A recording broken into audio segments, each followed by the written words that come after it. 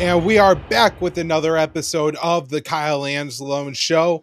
Returning as today's guest is the great Dave DeCamp. He is the news editor at antiwar.com, the host of Anti-War News with Dave DeCamp. Follow him on at DeCamp Dave. Dave, welcome back to the show. How the hell are you doing today?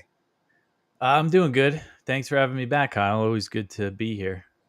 Of course, I appreciate you coming back on today. We have an absolute ton to talk about. Even with the supposed peace president, there is a lot of war to discuss. First off, maybe the coming war in Latin America. What's going on with the Ukraine peace process? The latest updates of Israel's genocide in Gaza. And hopefully, Dave, we have time for this the hidden war in Somalia that you are probably doing the best work to cover of anyone in the entire country.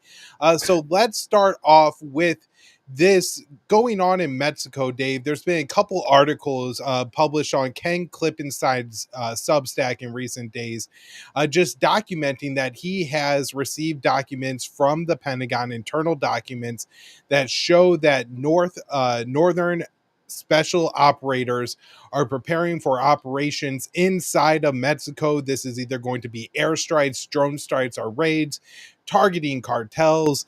Dave, how concerned are you that Trump is going to start a war against America's largest trading partner, the country to our south?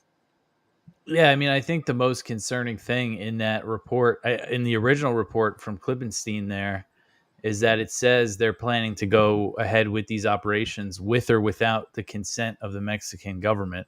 And the Mexican government does not seem like it's on board with this idea, although they've been cooperating with, to some extent, with the U.S. and the CIA, increasing surveillance flights um, on the border and over Mexico. But yeah, I mean, if they start unilaterally launching drone strikes against cartel leaders or whoever they plan on targeting first on Mexican territory without the consent of the government, I mean, that would really be just a huge escalation of the drug war. I mean, turning it into like a real hot war, a real deal war here. And this does seem like something that, based on what Trump has done so far in this administration, I wouldn't put it past him to start taking this type of action. And unfortunately, there is a lot of support for it among Republicans and even people who are on our side, coming around to our view on Israel and everything that's happening in Gaza, who seem to support this idea of military action against the cartels, even though it's obviously not dealing with the root cause here, which is the demand for all these drugs in the U.S. And that demand is still going to be there, and the supply is still going to make its way into the country, whether or not the U.S. starts launching bombs in Mexico. So yeah, it's very concerning, and of course, something that you and I know Will Porter just wrote about. The other aspect of this is that it looks like they're angling to turn it into a regime change effort in Venezuela. Yeah. Uh, and I mean, I mean, that's concerning. I mean, they deployed at least 3 U.S. Navy destroyers to the southern Caribbean. There, a lot of talk about claiming Maduro's the leader of a cartel, saying they're going to take military action against cartels. I mean, it's all kind of seems like it's moving in that direction. But at the same time, what could they actually do in Venezuela? I don't really know. Well, Dave, they've been talking, and the rhetoric has been, now that these are terrorist organizations, right? They've listed about a dozen of these cartels. As you mentioned, there's the more famously known Sinaloa cartel in Mexico that's been listed, but also they claim that the Venezuelan government is a cartel. They call it the cartel of the sun, and that Maduro is the leader of that cartel.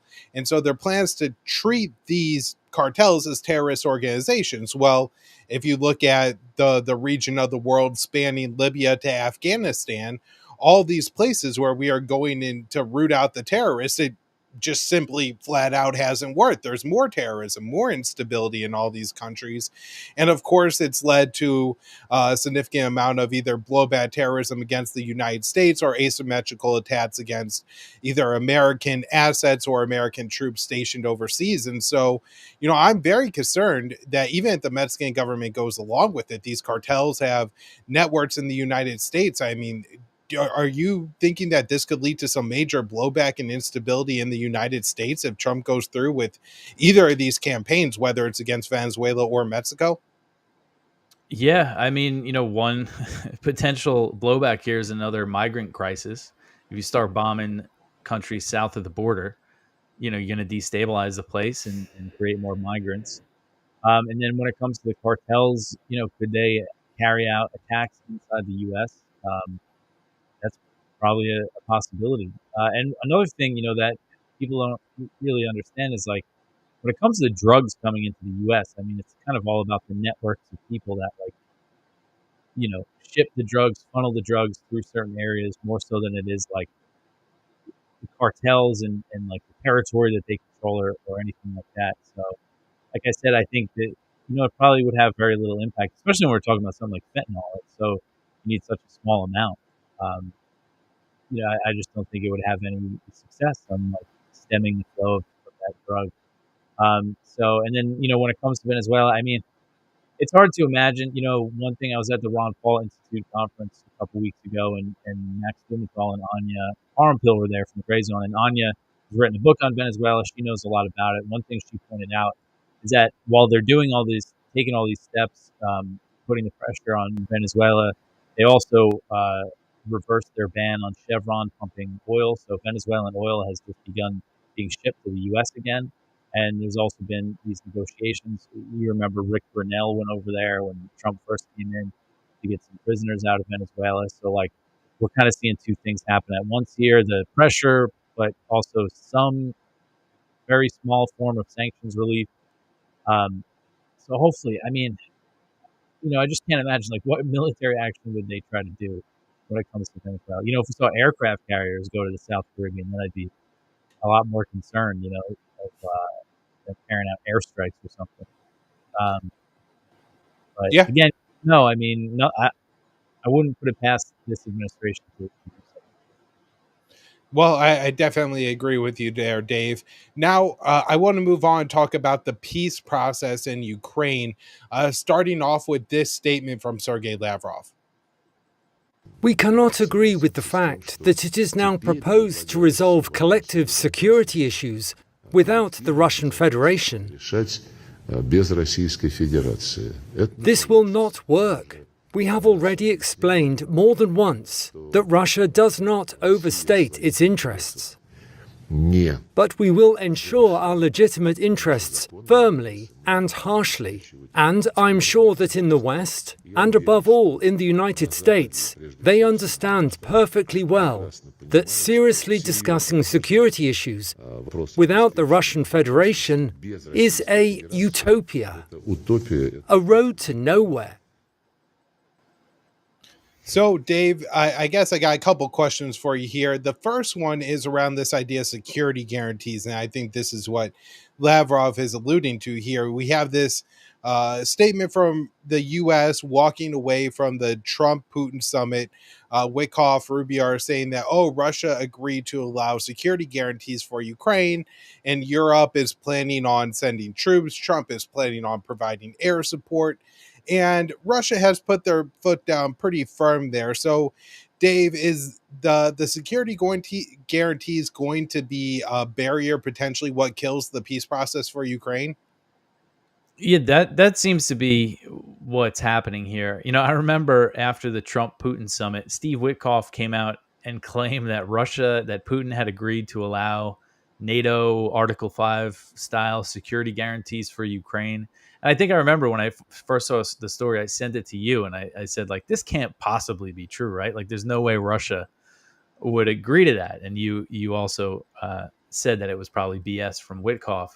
Um, and then I remembered the April 2022 Istanbul talks. The draft peace deal had some kind of security guarantees that involved Russia and China. The 5 permanent members of the UN Security Council would provide some kind of, I don't think the details were all worked out. I don't really understand exactly how it would work. But then I figured that's probably what Putin was talking about. And then in the coming days, Lavrov made it clear that that's the only arrangement Russia would be okay with if they're involved in the negotiations for the security guarantees and that they are actually a guarantor, and that under this deal, Ukraine would be a neutral state. So this idea that you see from the European countries, especially that are being led by the UK and France, of deploying troops to Ukraine, I mean, they won't drop this. So it does seem like they're purposely trying to just sink the peace process. I mean, I just don't know what other reason why they would keep pushing this and keep telling Zelensky, that they're going to do this, that they're going to deploy European troops, Western troops from NATO countries to Ukraine, and then the U.S. is going to back them with air power. They're telling the U.S. that they should send more planes to the Romania for this purpose. And I mean, they just can't. I can't believe that they think Russia would ever go for anything like this. So it does seem like almost it's intentional to make Right. sure the deal doesn't happen. Well, you would think if they wanted Russia to go along with it, they would call it something then other than Article 5 style agreements. Even calling it mutual defense pads, I'm sure would sound a lot less provocative in Moscow. It reminds me of when John Bolton joined the Trump negotiating team for the Hanoi summit and said he wanted North Korea to denuclearize along the Libya model, which, of course, everybody knows, and particularly in Pyongyang, that when Muammar Gaddafi gave up his nuclear program a few years later, the U.S. came in, regime changed him, and he was murdered brutally on the side of the road. And so saying that right there, even Bolton wanted to say we want complete verifiable denuclearization, which is the same thing. One would be a far more digestible to the North Koreans, and of course John Bolton didn't want to make a deal. So do you think that's the point here from the Europeans, is just to make sure that a deal cannot get done? Yeah, I mean, again, that's what it seems like. I just can't imagine that they think Russia would go for this. And you see the rhetoric from these leaders in Europe, and the head of NATO, Mark Rutte. I mean, they're just openly talking about this idea of Russia like invading Europe in a few years, and they have to be ready for a war with Russia. I mean, they all just seem like they're bent on being hostile, having this hostile relationship with Russia, and they just don't seem to have any real interest in peace in Ukraine. So next up, Dave, I have a clip from you from the well, I don't want to say great, but the really interesting Senator Lindsey Graham. Putin fears Trump, and I think he's been tough. And my advice to President Trump and Marco is, if you got to convince Putin that if this war doesn't end justly and honorably, with Ukraine making concessions also, we're going to destroy the Russian economy. We have the ability to do it. To Europe, why don't you put tariffs on India for buying Russian oil? To Europe, why don't you threaten China with tariffs for being the largest purchaser of Russian oil? To Europe, you can do more. If Europe and the United States banded together and we told Russia that if this war does not come to an end, we're going to destroy your fossil fuel economy, this war would come to an end. I think we have the ability to crush the Russian economy through putting tariffs on people who buy Russian oil and gas, buying cheap oil to prop up his war machine, and I intend to push that until I can't push anymore.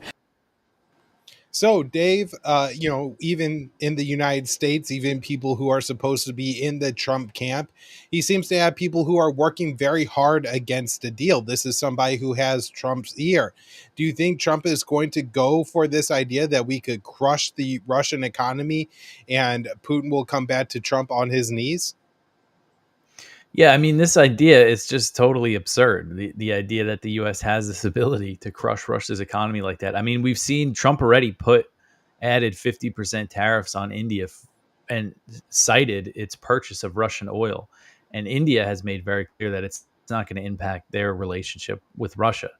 But at the same time, we have not seen Trump take any action against China over its purchase of Russian oil.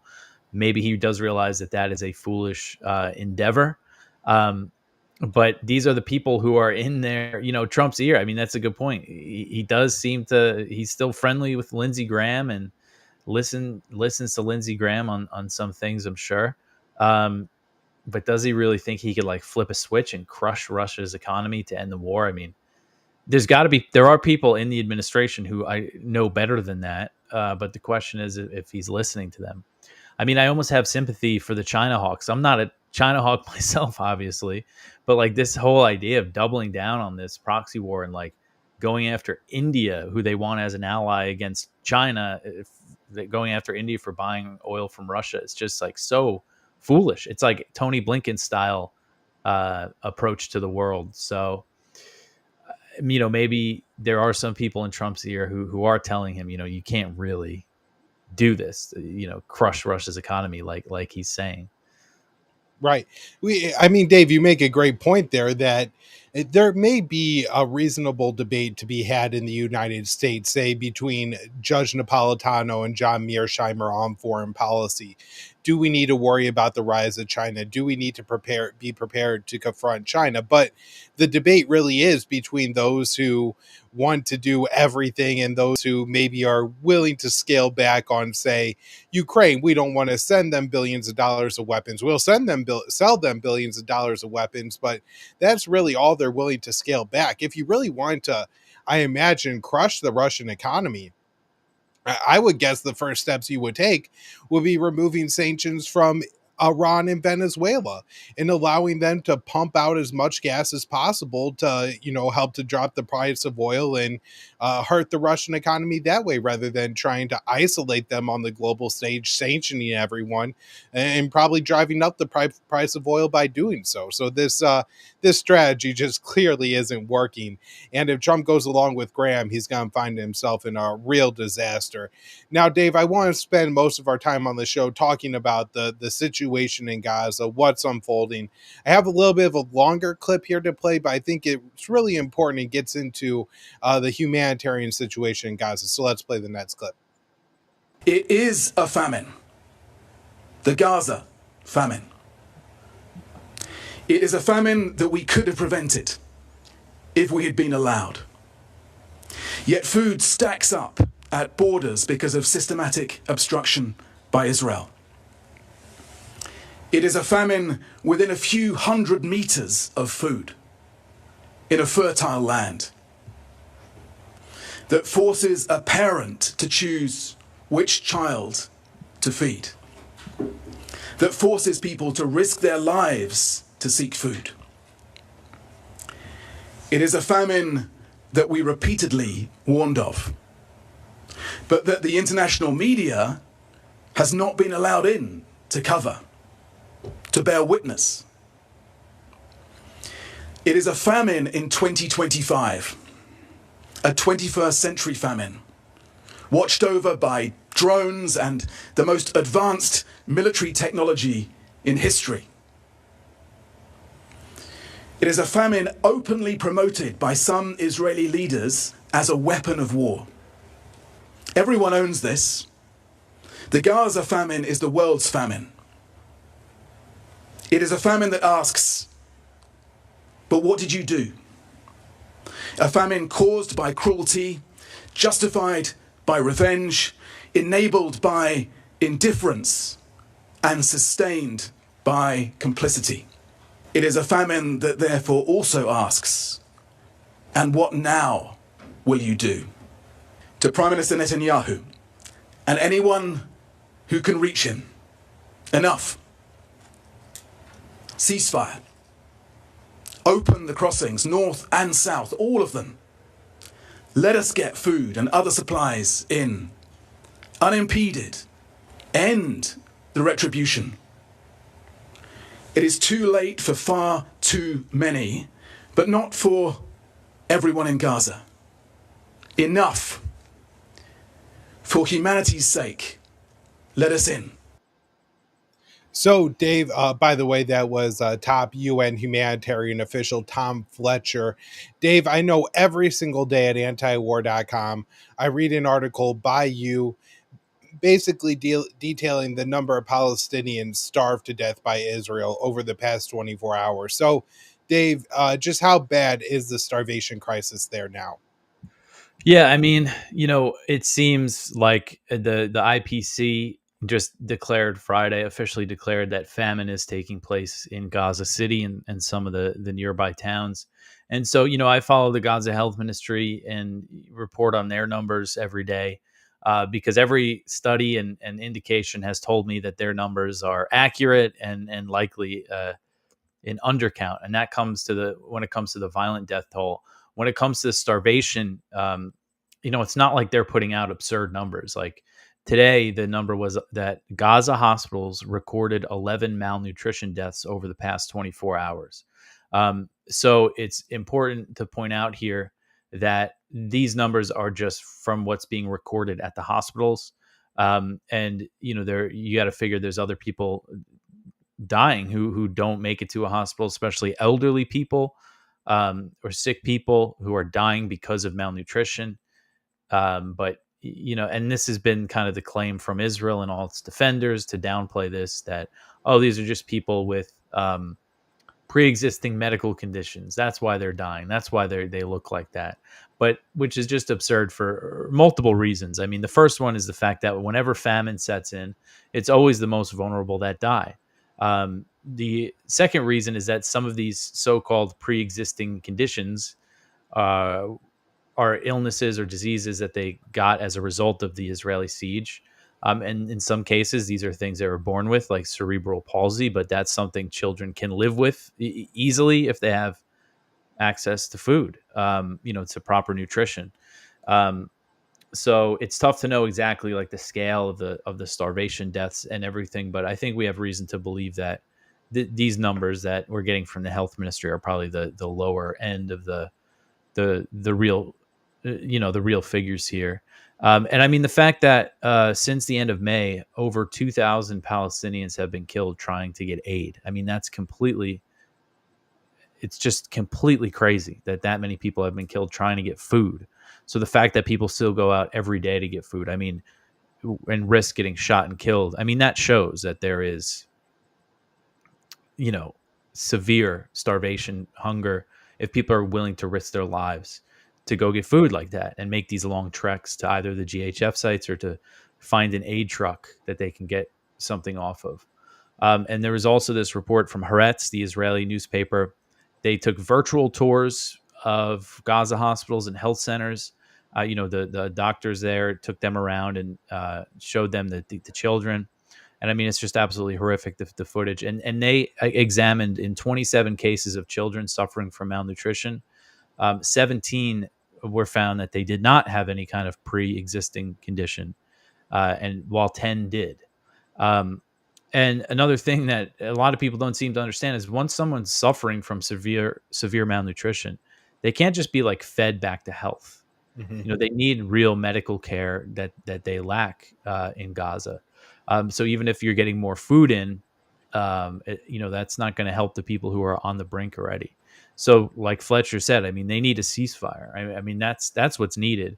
And obviously, lifting all the restrictions on the aid. But even if they did that, like, it's not enough. There needs to be a ceasefire. But unfortunately, Israel's planning this huge escalation to take over Gaza City, which is just going to make things so much worse. And Trump is basically saying, yeah, go ahead. We're going to back Israel no matter what they do. Yeah. No, and one of the incredible things to me, Dave, is that the mainstream media has ran with this in large part, this idea that, it's only the disabled people in Gaza that are starving to death, as if that is some kind of defense of the policy.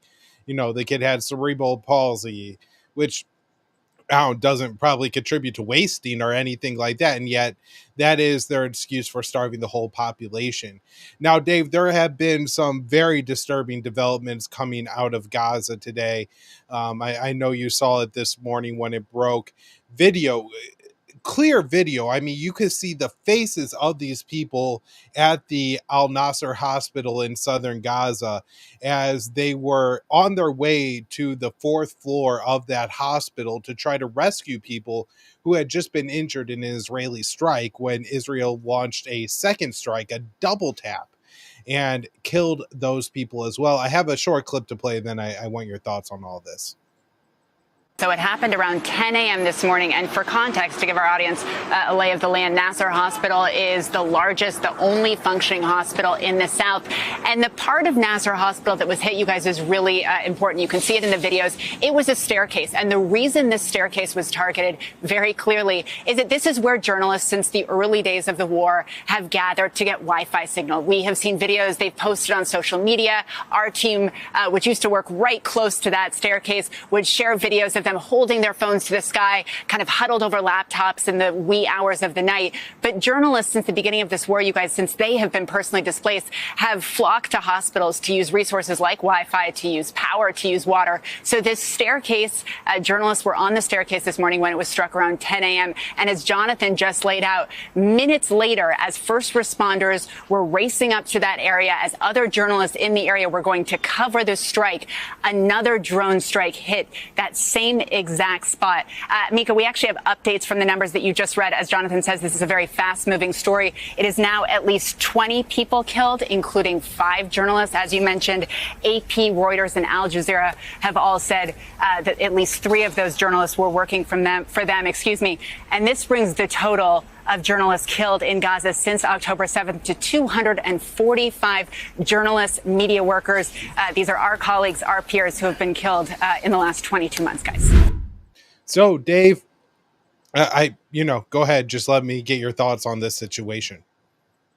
Yeah, I mean, the video, like you said, I mean, you could see rescue workers going up there and then getting hit again. And I mean, there's a lot to this. So one thing I want to mention, so one of the journalists who was killed, his name was Hussam El-Masri, and he was killed in the initial strike. And he worked for Reuters, and we have an account with Reuters, and we've used photos of his for our stories at antiwar.com. Mm-hmm. And Reuters said that he was killed near, I forget exactly what their wording was, but basically they had like some sort of live feed, a camera like with a live feed at the upper floor of that hospital. And he was killed right near that in the initial strike.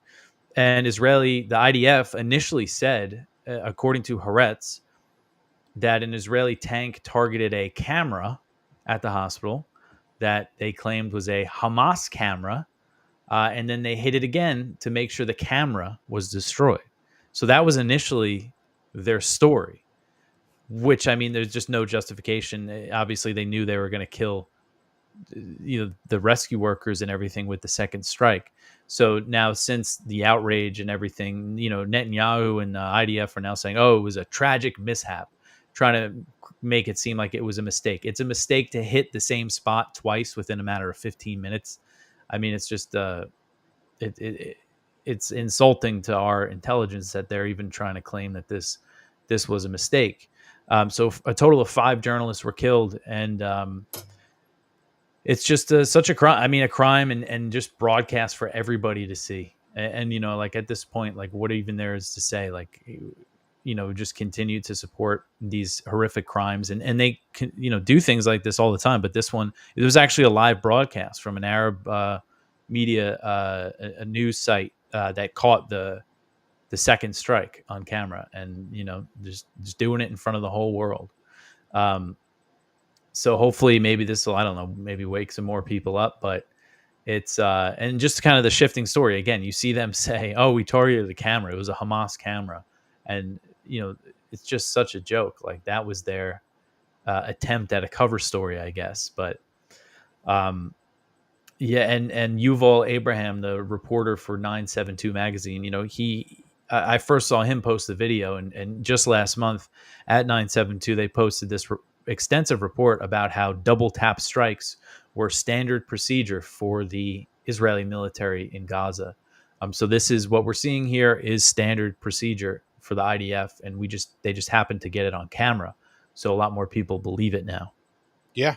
I mean, absolutely horrific, Dave. It's the kind of thing that really, even witnessing this war as long as it's gone on, and all the really, like, watching the children starve to death, all these things Israel's intentionally doing, but to first blow up a group of journalists and then to make sure you finish them off and kill the rescue workers.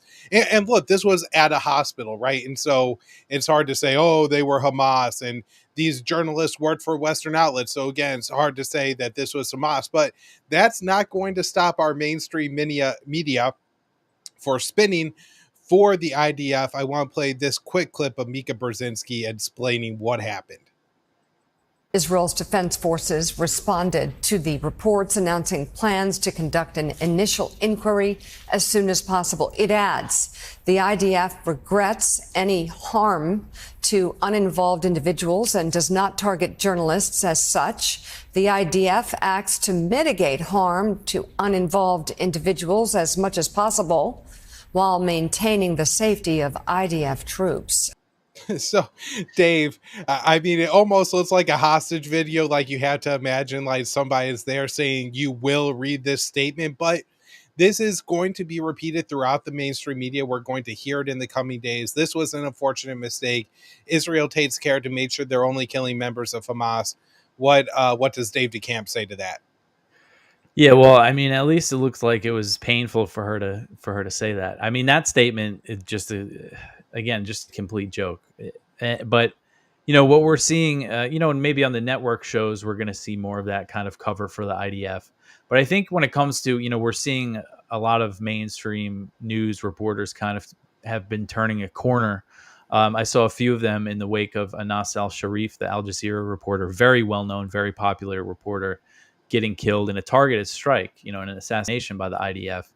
I saw it was like Clarissa Ward from CNN put out a video. She wasn't buying the IDF claim that he was a terrorist or whatever. So we're seeing some turnaround. And I mean, looking at AP, the woman that Israel killed today, I'm blanking on her name, but she did a lot of work for AP, including one article that we just ran last week about the non-military children in Gaza. So they published an article about all the photos that she's taken for them. So, hopefully that stuff, gets out there to people. But, obviously when it comes to certain outlets and networks, we're still going to see the same spin. But I feel like it's just becoming too much for them all to go along with it at this point. Yeah, well, I certainly hope so. Dave, before we wrap up, I know that you are doing the work on this on Somalia. Nobody is paying attention to it, but Trump has conducted scores of airstrikes in Somalia since taking office. Can you just give us, as briefly as you can, Dave, like an update on how many airstrikes is Trump carrying out? Who the hell is he bombing? Why is he bombing them? And what is the state of U.S.-backed government in Mogadishu? Yeah, so I actually, right before hopping on here, I just wrote another story about Somalia. The AFRICOM announced that they conducted multiple airstrikes in a 2-week operation against the ISIS affiliate in Puntland, which is the northeastern part of Somalia, which is kind of, it's not controlled by the U.S.-backed government anymore. So, very vague as usual, but essentially in Puntland, they're fighting against this ISIS affiliate, relatively small, and this is basically they're an offshoot of Al-Shabaab, just former Al-Shabaab fighters that started their own like jihadist network, and I believe they got some foreign money, and there's some foreign fighters there with them as well in this mountain range. And the U.S. has been bombing them. I mean, this goes to show how successful the U.S. war has been there. It's like, it's just created another group for the U.S. to bomb. But so we don't know exactly how many airstrikes were launched there. I emailed AFRICOM today. They usually get back to me. So hopefully tomorrow I'll hear and they can tell me. But it's very little information that I'm working with. It's literally like the number of airstrikes, who they claim that they killed. When it comes to this campaign against this ISIS affiliate, it's in a very rural part of the mountains. Like they're fighting in caves and stuff. So there's like no media coverage of it on the ground, really, just kind of the press releases from the Puntland security forces. And they're always claiming that they won, that like it's over, that they've defeated them. But then there's like all these other battles. So that's happened in the Northeast. And then in southern Somalia, the U.S. has recently, there's a big battle at the beginning of the month, been providing some pretty significant air support for the government, which has lost a whole bunch of territory over the past year or so to Al-Shabaab. So much so that they believe Mogadishu is under threat of a potential Al-Shabaab like invasion.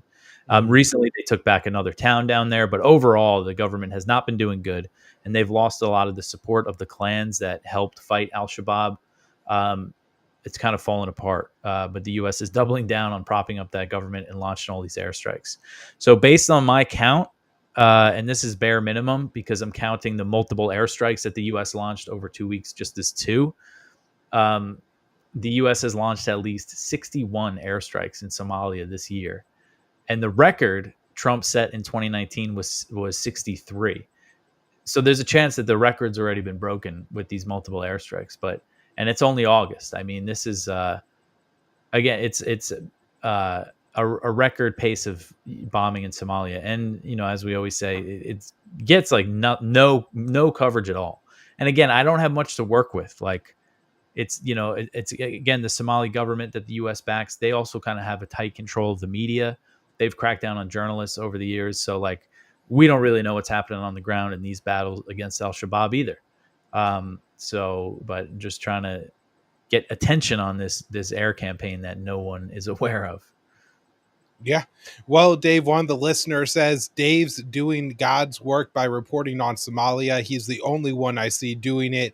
I couldn't agree more. Somalia is an incredibly important country that, could be fractured, has been talked about as a host country for the Palestinians. So, Mogadishu could play large in the coming years, especially as Trump ramps up his air war there. And I appreciate, Dave, that you're covering it and getting all the information you can on it, because if things do escalate, I will certainly have to have you back on the show because you are the most informed on the topic.